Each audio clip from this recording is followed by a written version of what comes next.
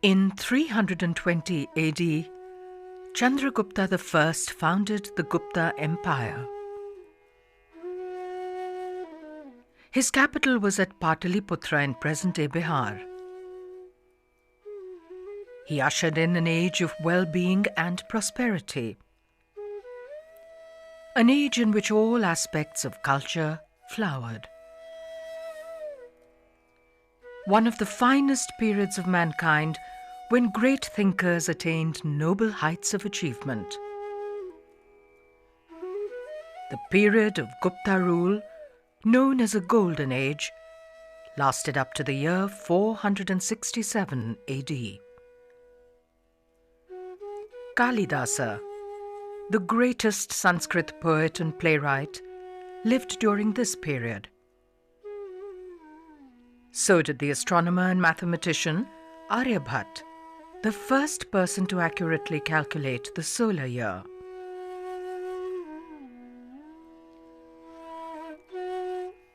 Since early times, the philosophic belief was in the oneness of all that there is.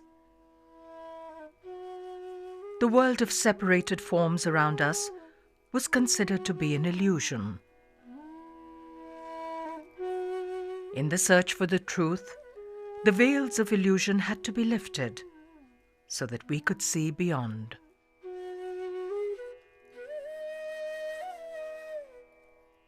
In the 1st century, deities in human form had been created in Indian art to provide a support to minds not prepared to comprehend the formless abstract. These deities were many, all different aspects of the one formless truth. In India, we have always thought that there are multiple ways to get to the spiritual or the divine, and that divine, the Brahman, that is formless, actually can be worshipped also by symbols of images.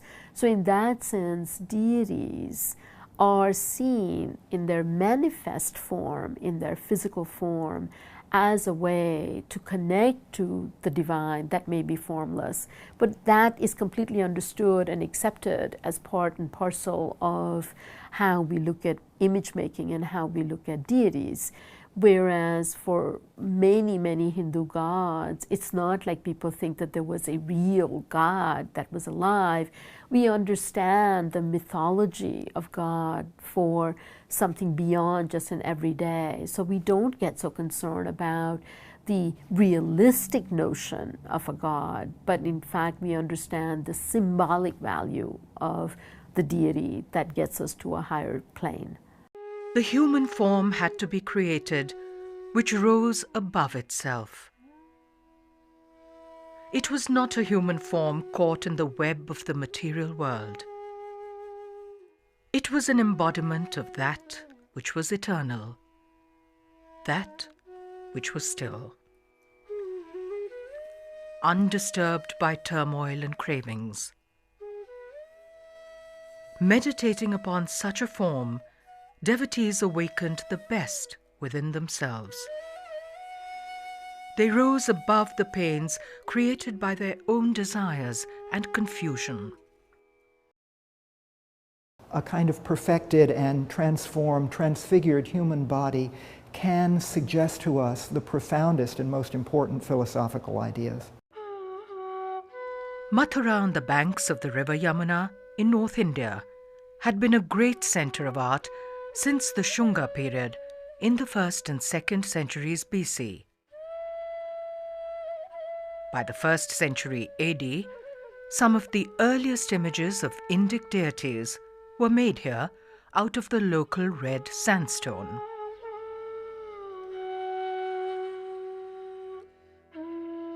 By the 5th century, the figures had become slender, and there was a delicacy of treatment. A look of tranquility had come upon them.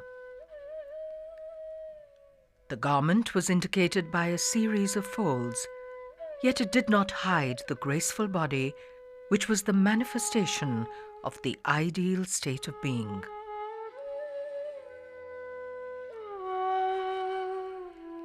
the inward look upon the face perfectly expresses the rising of the spirit above the world of manifest reality.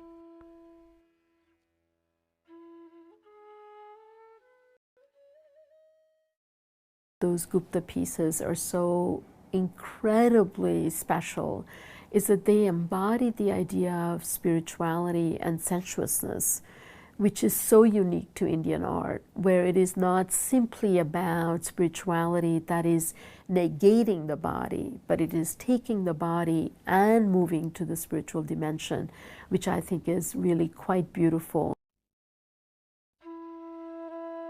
Mathura had long interacted with Sarnath on the banks of the Ganga.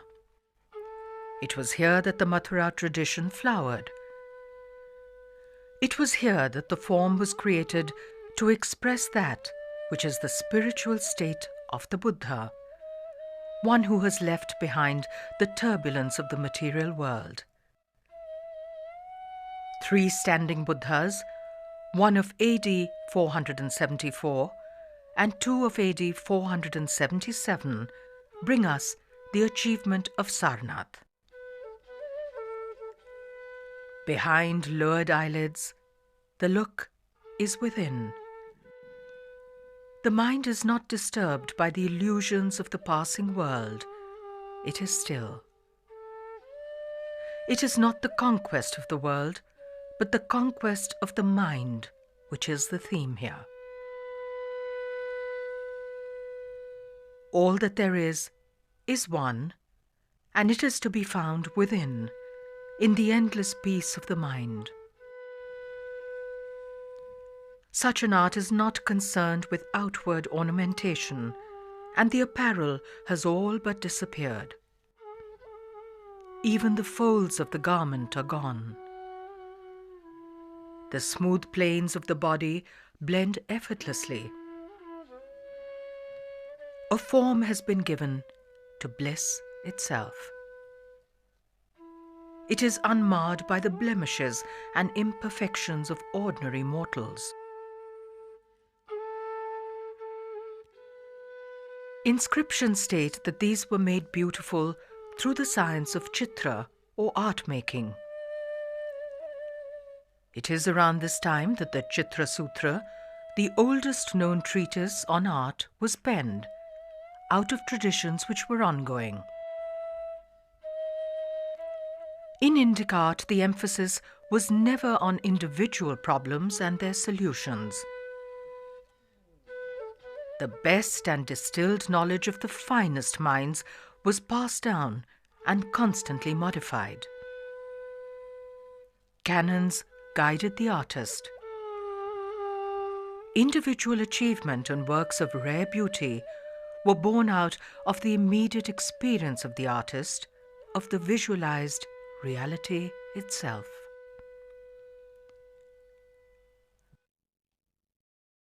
When you look at a piece like this, that this is a cult image, an image which really expresses something spiritual, something sacred. And in that sense, I think there's nothing compared with Indian art. A seated Buddha of this period is depicted preaching the first sermon at Sarnath. He is seated in a yogic posture of meditation, seen in Indic art from the time of the Indus Valley civilization. His hands are in the Dharma Chakra Pravartan Mudra, indicating that he is setting into motion the wheel of Dharma, or the law. The chakra or wheel is also seen below. So are deer, indicating that the setting is in the deer park at Sarnath. On both sides are made rampant leogryphs, symbolizing the regal roar and the authority of the Buddha's message.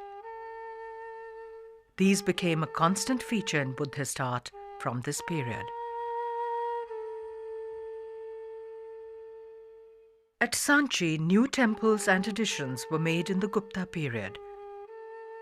4 Buddha statues were placed at the entrances of the Great Stupa in the mid-5th century. As in other depictions of this period, the Enlightened One personifies an inner calm, where the noise and confusion of the material world fade away, where the armies of Mara have failed.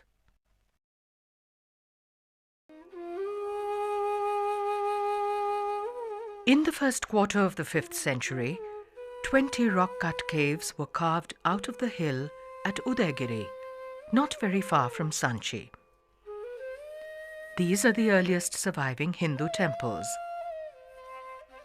The temple was conceived as a home for the deity. We leave behind the mundane world to enter the peace and dark of the interior for the darshan. Looking upon the deity, who is made to convey the eternal concepts, we awaken the best within us. We are graced by the act of seeing the deity, that is darshan. It is a concept which is central to Indic thought and continues till today. It is only here at Udaygiri that we still see the context in which Hindu deities were created in the Gupta period. Though these are the earliest remains, it is clear that both iconographic and artistic concepts had been clearly formulated already.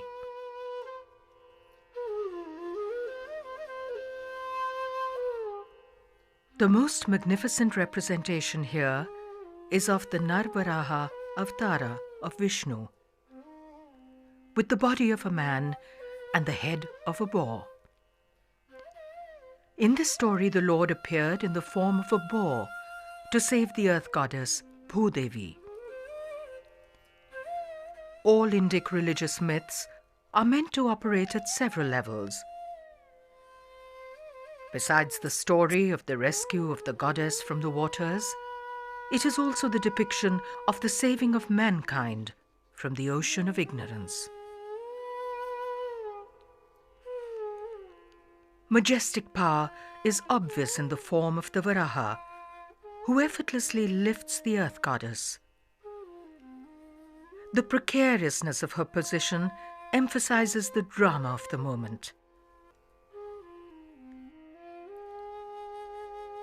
From the Gupta period onwards, the Varaha Avatara becomes one of the most popular themes in sculpture.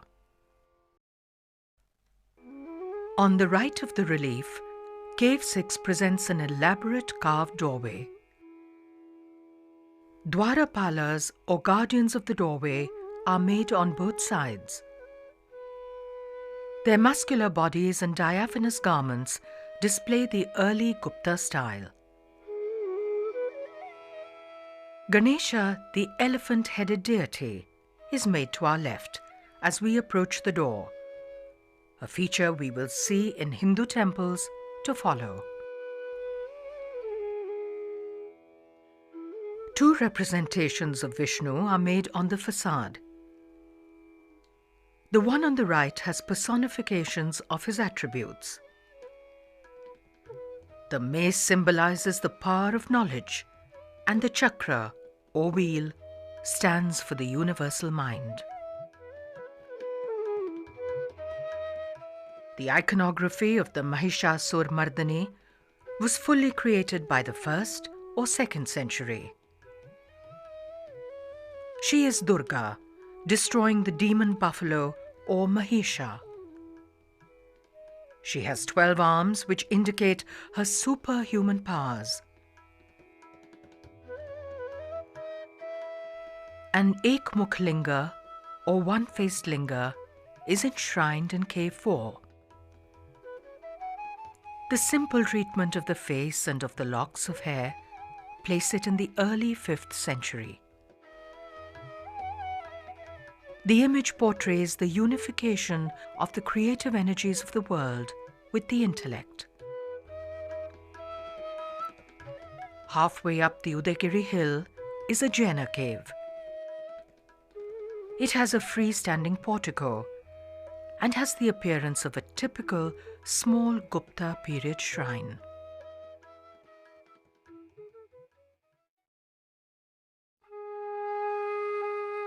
At Diogarh, near Jhansi in Uttar Pradesh, stands one of the earliest surviving Hindu temples. It is dedicated to Vishnu and is dated to about AD 500.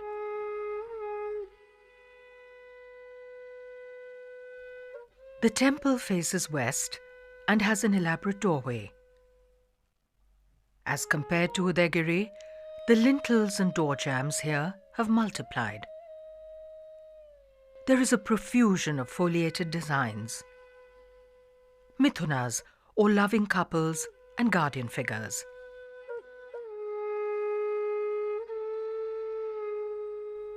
On three sides of the temple are niches which depict different avatars of Vishnu.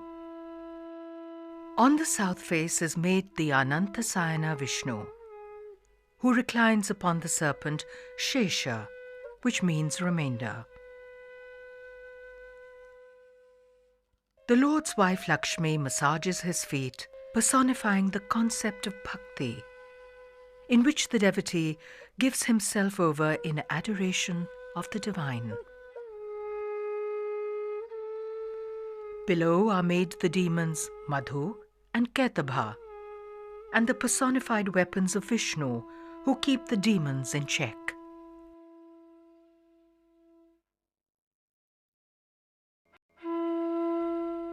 On the north of the temple is the story of Gajendra Moksha.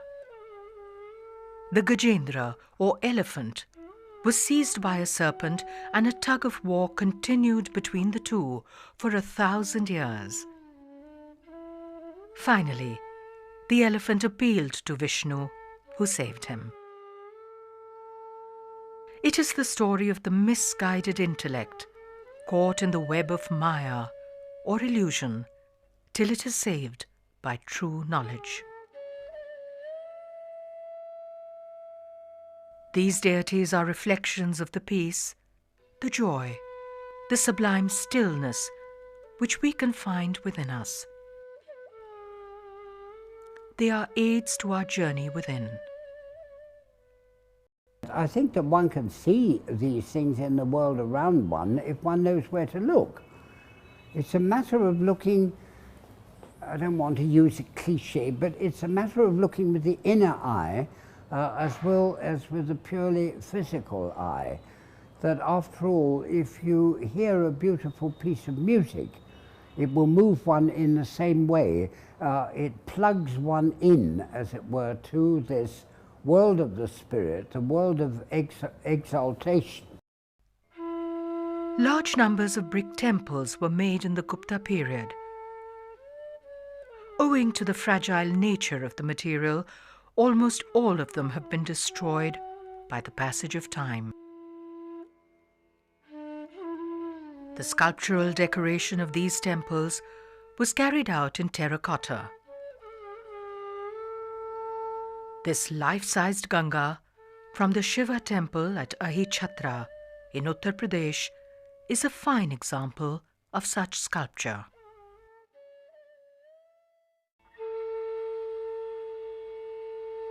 The sublime forms made in the Gupta period are created out of devotion and a stillness of the mind. The desire or the ambition to create a great work of art is tempered always by the understanding that this too is, after all, a Leela, a dynamic play of the world of illusion. It is not just the works of art which are ephemeral, the deities too are but a path towards the truth. They prepare us and bring us a little closer to being able to comprehend the truth, which is finally of the oneness of all that there is. It is beyond form.